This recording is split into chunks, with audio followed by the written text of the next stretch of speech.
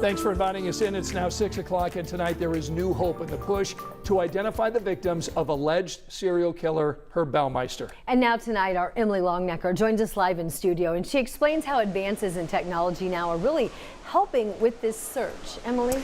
Yeah, guys, more than 10,000 bone fragments were found on Herb Baumeister's Westfield property in the 90s. And with DNA technology changing, some of those remains were sent to state police to see if they could find any DNA. The result that just came in this week, 2 DNA profiles. There's a lot of families out there that do not have closure.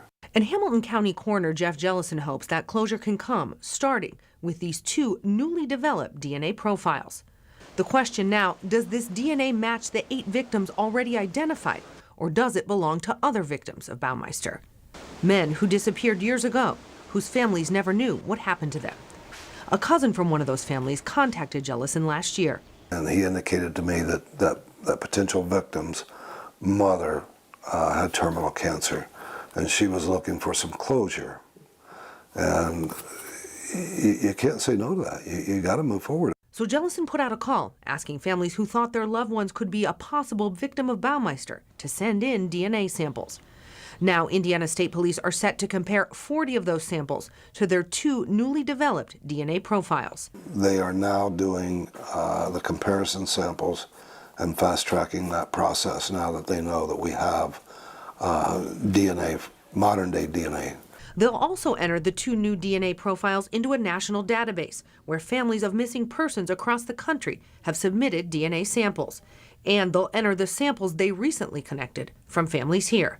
If we can help identify someone or remains that were found in Kansas City, Los Angeles, anywhere in the world really, then so be it. We did our job. If that doesn't bring results, the next stop will be a forensics lab in Texas.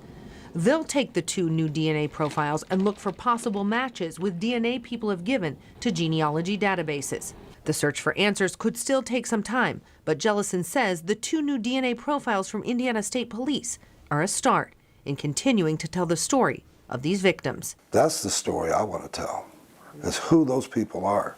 That's my job, is to tell who they are and speak for them.